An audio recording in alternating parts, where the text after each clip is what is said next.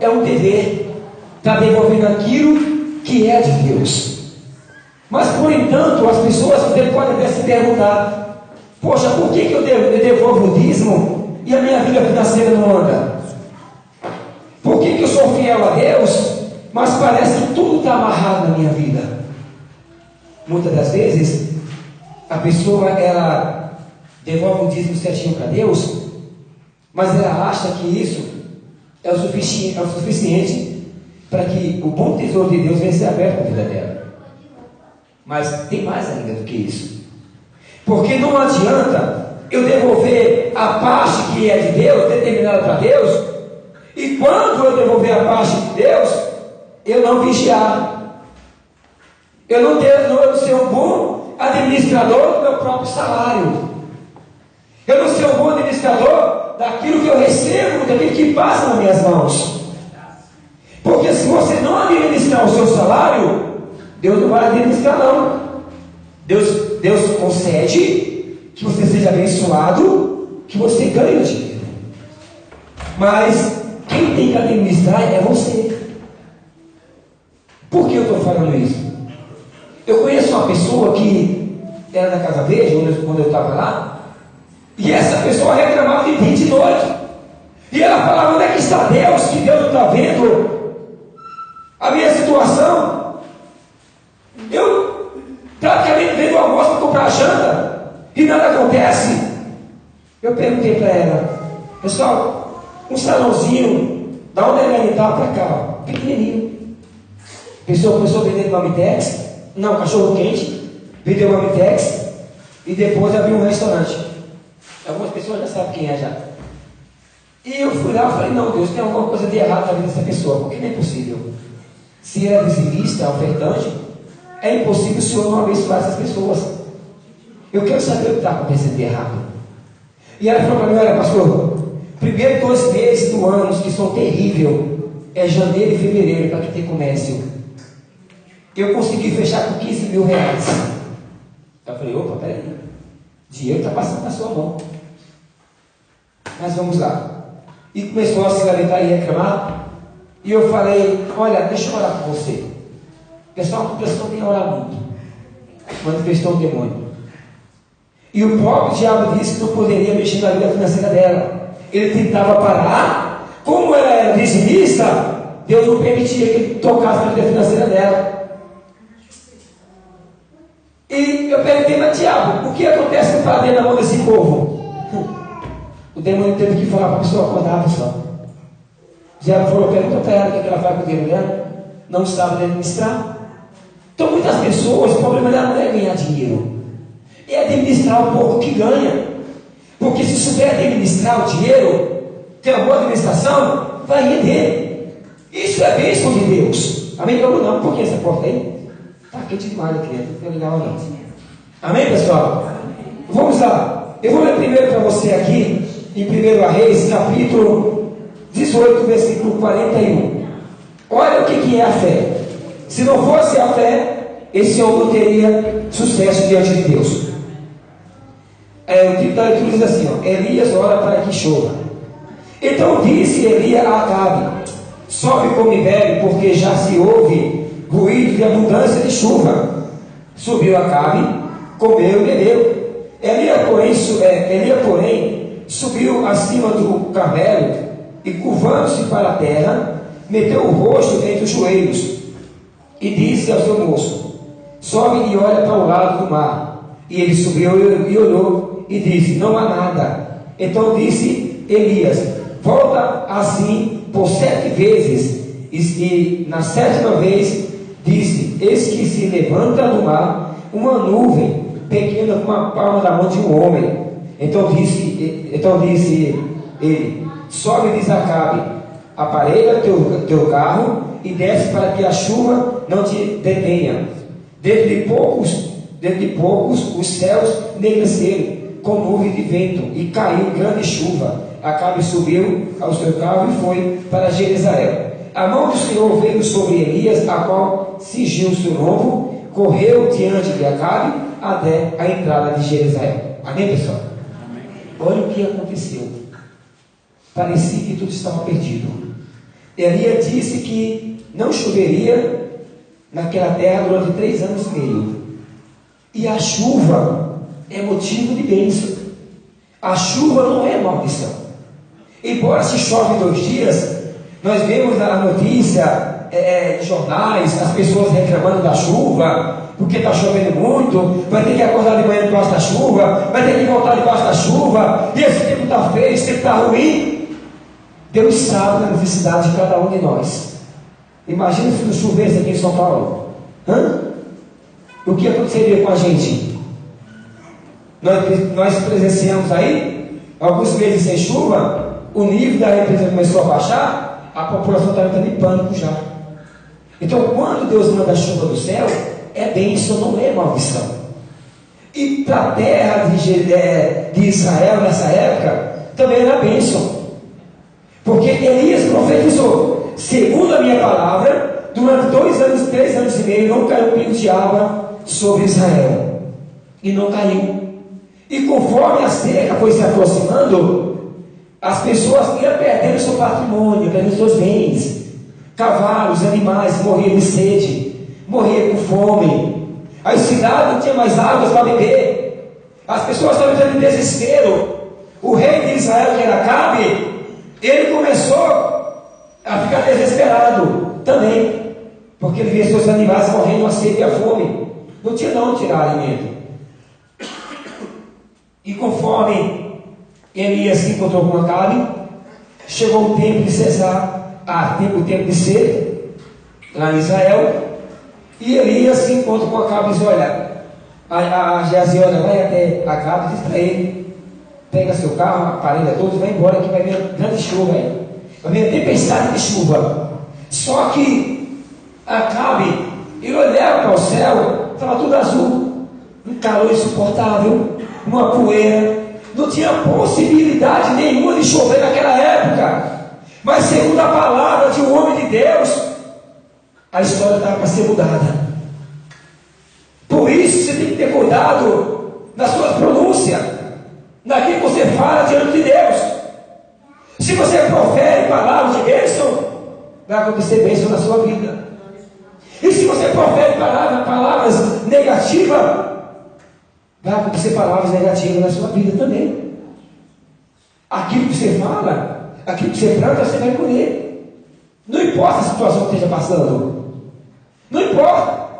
Tem pessoas que ela tenta vencer na vida e não consegue, e ela começa a blasfemar, ela começa a desanimar, achando que a culpa é de Deus para a fase que está passando difícil. Não é.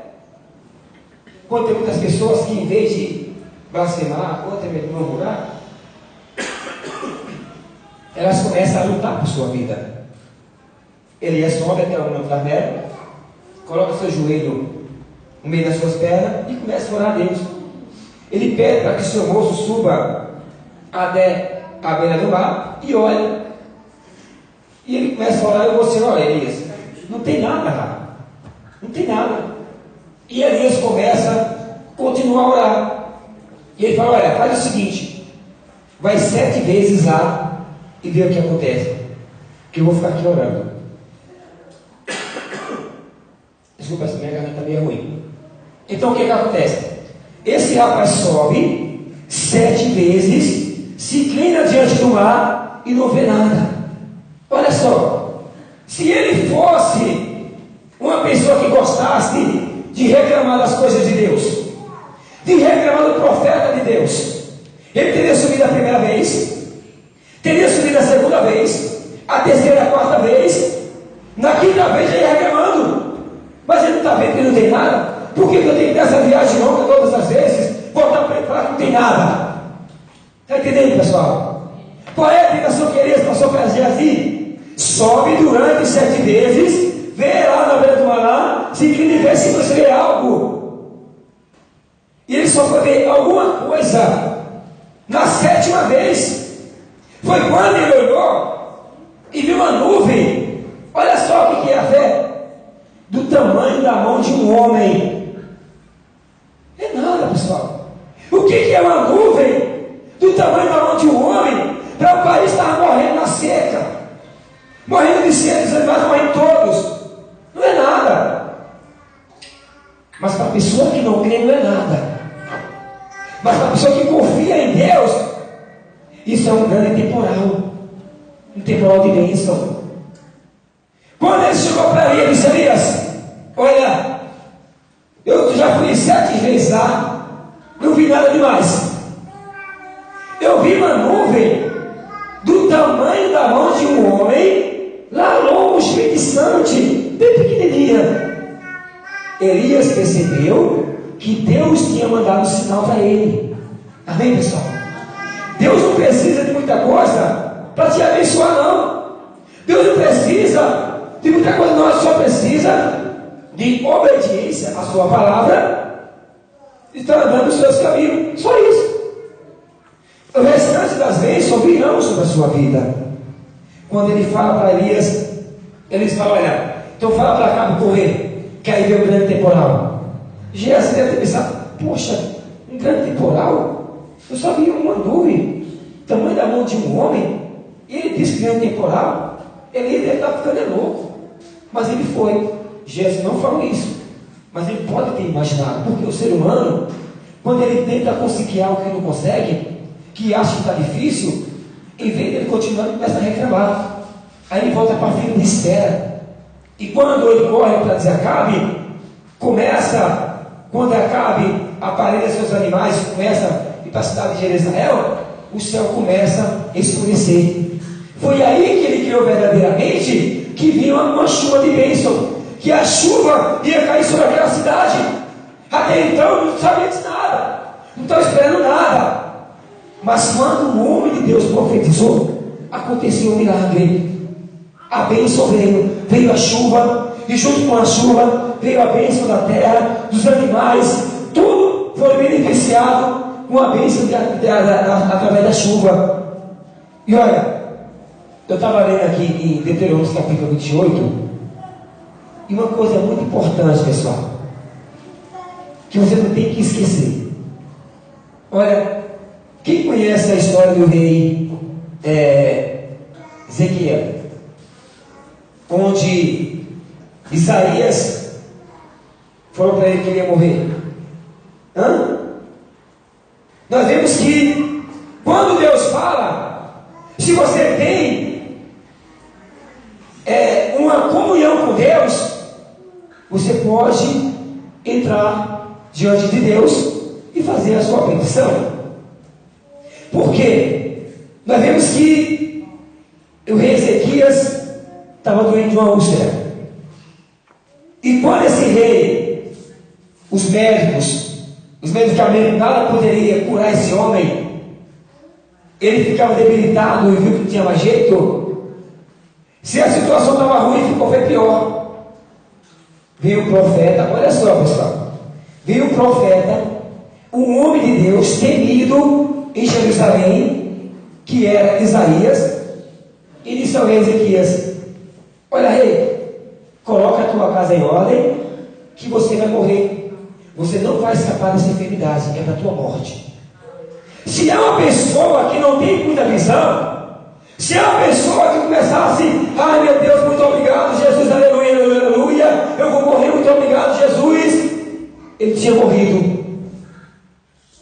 Ele tinha morrido, pessoal. Não tinha feito história na Bíblia.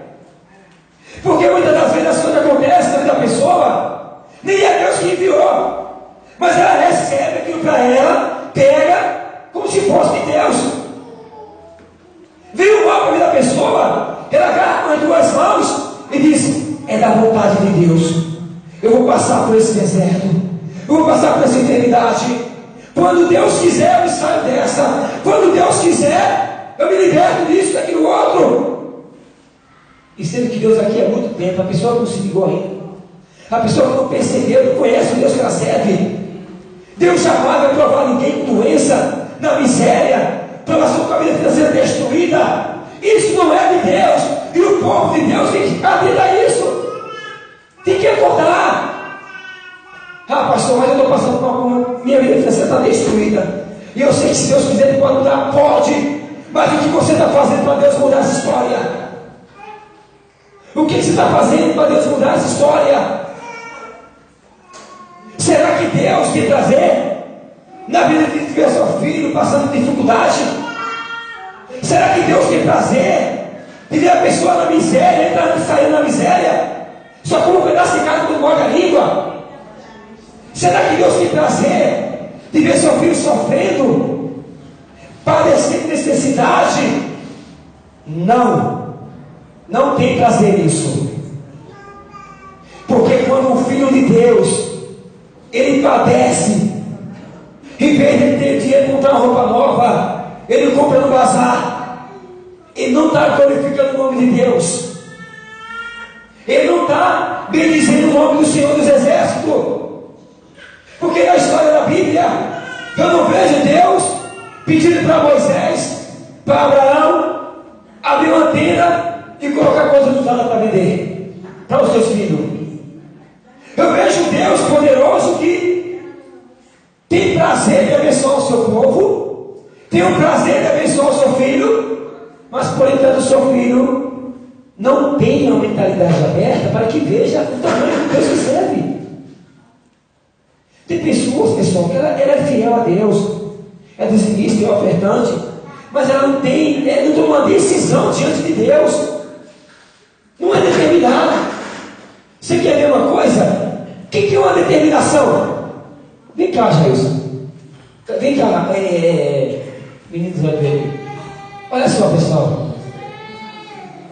Uma pessoa determinada, ela pode bater 10 vezes na porta. A porta pode se fechar, mas enquanto a porta não se abrir, ele não para de bater. Uma pessoa que ela não é determinada, que ela começa, presta atenção aqui, irmão. Vamos perder a bênção. Quando a pessoa não é determinada, ela bate uma vez a porta se fecha, ela volta triste. Quem vai ser triste? Já isso não é matemática. Vem cá, Jesus. Você procurou um emprego, as portas se fechou, você está voltando para casa desanimado, vai até ali e volta desanimado. Pessoa, pessoal, que não é determinada. Vem cá, menos azul. Ele fala azul. Vamos lá, você é uma pessoa determinada. A pessoa bateu a porta na sua cara 2, 3 vezes, você não desistiu. Pega a cabeça e vai ter lá e volta. Sem desfilar. Vem aqui. Amém, pessoal? Ele não deixou se abater, enquanto o outro, coitadinho. E isso acontece com muitas pessoas na presença de Deus. Ela entrega um currículo, faz uma entrevista, não consegue passar, ela desiste. Ela desanima. Ela não vai para frente. Ela fala, está difícil, não vou. Aí chega segunda-feira, está o tempo meio fechado, meio frio. Não vou hoje não, que nessa empresa vai abrir. Aí o filho do ímpio vai lá, fala, é hoje que é o meu dia, vai lá e toma a vaga do povo de Deus. É assim que acontece. Porque Jesus disse que o filho das trevas sou mais prudente que o filho da luz. O que você tem que fazer, quem vai fazer é você, não é Deus. Não é Deus que vai fazer. E muitas pessoas ainda têm se empregado. Ela não tem lutado. Olha, o caminho para o sucesso não é você comer, acordar já tendo sucesso na vida, não. Eu estava pensando numa pesquisa rapidinho sobre atletas. Temos as Olimpíadas dos Rios, de Rio de Janeiro. E eu estava vendo o esforço daqueles atletas. Eu estava vendo o esforço daqueles homens e mulheres. Eles se esforçam. Eu vi entrevista de um deles, de uma mulher que fica curando lá nesse tamanho.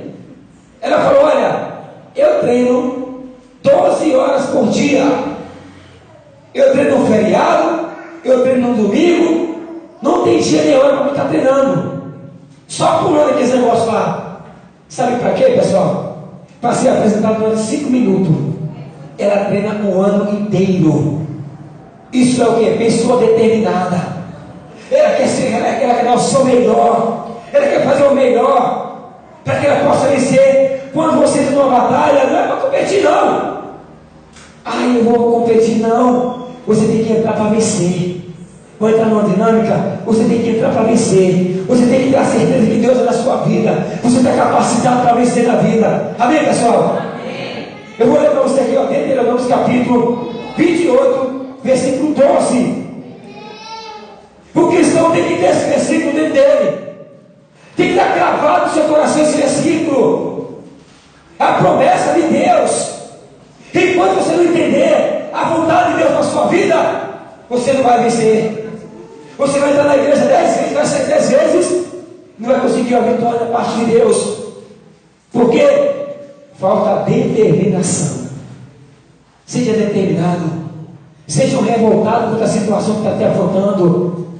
Não contra Deus, mas contra a situação que está te afrontando. Ezequias, pessoal, um homem de Deus, disse para ele: olha, você vai morrer e não vai viver. Se chegar um profeta de Deus e falar isso para você, vai falar o quê? Olha, você está doente, você vai morrer, não vai levantar dessa cama, vai bater em desespero. Tem pessoas que recebem uma notícia que está doente com caroço, está com mioma, está com câncer, ele fica desesperado, e é o médico que fala: não, em nome de Deus. Mas quando o profeta Isaías virou as costas, ele não aceitou isso. Diz a Bíblia que Ezequias virou o rosto para a parede e colocou diante de Deus quem ele era diante de Deus. Não, Senhor, não aceito essa situação. Como que eu vou morrer? Eu tenho andado com retidão dentro dos teus caminhos, eu tenho sido fiel a ti, meu Pai, e agora o Senhor disse que eu vou morrer. A Bíblia diz que Ezequias, ele chorou, se derramou diante de Deus e fez Deus se lembrar quem era Ezequias diante dele. Sabe o que aconteceu? O mesmo Deus que disse para ele que ele ia morrer, foi o mesmo Deus que parou, ouviu a oração de Ezequias. Ele disse para Isaías: volta, fala para Ezequias que não vai morrer, vou acrescentar mais 15 anos de vida na vida dele, e além do mais, vou dar vitória sobre o rei da Síria, sobre todos os inimigos que se levantar contra ele. Olha o que ele fez, pessoal. Olha o que Deus fez na vida desse homem. Tem pessoas que recebem uma má notícia e ficam desesperados, já quer logo se matar, já perde a vontade de viver, por causa de uma palavra de um homem. E quem mandou falar para o rei Ezequias foi Deus. Da mesma forma que Deus falou para o rei Ezequias que ele ia morrer, Deus falou que ia acrescentar mais 15 anos de vida sobre ele, e que ele não iria morrer. O que você tem ouvido dos outros? O que as pessoas têm falado para você? Talvez a pessoa nem fale, mas você começa a se imaginar que você não vai ter sucesso na vida. Enquanto ficar pensando em dois pensamentos, não vai ter mesmo. Enquanto for determinado, enquanto buscar a presença de Deus, falar: Deus, eis-me aqui. Pessoal, Deus não depende de político, de presidente, de tempo para te abençoar, não. Deus depende de quê? De uma pessoa determinada, de uma pessoa corajosa que quer lutar para vencer. A porta se fechou, é livramento de Deus. Deus não quer que você vai trabalhar aqui em lugar pronto. Está determinado, com a convicção que Deus é na sua vida. A entrevista pode ter 200 pessoas, vai de cabeça erguida. Não se tenta passar por coitado, não. Você é filho do rei. Você tem que falar: eu sei isso, aquilo, outro, eu necessito de um emprego. Não, eu estou aqui para trabalhar. Amém, pessoal? Amém. Eu vejo muitas coisas nas pessoas, às vezes, tenta se passar por coitadinho. E ninguém quer um coitadinho do lado dele, quer, pessoal? Ninguém quer. Se eu chegar e falar assim: olha, eu tenho 3 filhos para dar de comer, estou com um aluguel atrasado e eu faço qualquer coisa, eu vou no chão, eu vou para a parede, faço isso, faço aquilo outro, eu quero trabalhar. A pessoa vai falar: poxa, está prometendo demais. Seja objetivo, tenha foco na sua vida. Isso é que vai mudar a tua história. Olha, se tem uma coisa que você tem que guardar dentro do seu coração, é as promessas de Deus. Olha o que diz aqui em Deuteronômio, capítulo 28, versículo 12. Guarde isso dentro de você. Olha só: o Senhor te abrirá o seu bom tesouro. Olha só, isso é Deus falando, pessoal. O Senhor te abrirá o seu bom tesouro, o céu para dar a chuva na tua terra e no seu campo, para abençoar toda a obra das tuas mãos, e prestarás a muita gente porém, tu não tomarás emprestado. Versículo 13. O Senhor te porá por cabeça e não por cauda. Só estarás por cima e não por debaixo. Se obedeceres os mandamentos do Senhor teu Deus, que hoje te ordeno para guardares e cumprir. Amém, pessoal? A promessa de Deus é clara. É claro, está aqui. É só obedecer. Deus não pede muita coisa para você. Somente a obediência e a fidelidade. Como as pessoas elas trazem o dízimo e ela não obedece o mandamento de Deus, ela está dizimando. Deus vai repreender o devorador, mas precisa fazer algo a mais para que as bênçãos do Senhor vá atrás de você. Amém, pessoal? Amém. Guarde isso dentro de você. Você tem que chegar diante de Deus, reivindicar de Deus o que é de herança sua. Olha, uma coisa é verdade. Se bem que agora ninguém se aposenta mais desse, né? Mas vamos pensar no passado. Eu tinha plano de aposentar daqui a 10 anos. Já tinha até feito o plano de comprar minha rede, embora para Pernambuco e nunca mais voltar aqui. Aí lá veio o tênis, ó, cortou. Mas amém. Olha só, a aposentadoria, por exemplo, é um direito de todo mundo. O problema é ela. Mas o que acontece? Se a pessoa na idade de se aposentar e ela não correr atrás do seu direito, ela se aposenta? Não. Tem pessoas que têm que colocar até advogado para reivindicar um direito que é dele. Olha a situação. Mesmo assim, é diante de Deus. Você tem que reivindicar de Deus o seu direito. Jesus disse que ele é um justo advogado e Deus é um justo juiz. Estou ciente na presença de Deus, no nome de Jesus. Ele vai te abençoar, abrir as portas, suprir as suas necessidades, em nome do Senhor Jesus. Amém, pessoal? Fique de pé em nome de Jesus. Vamos fazer um clamor agora com todo mundo em nome de Jesus Cristo. Eu quero que o obreiro, por favor,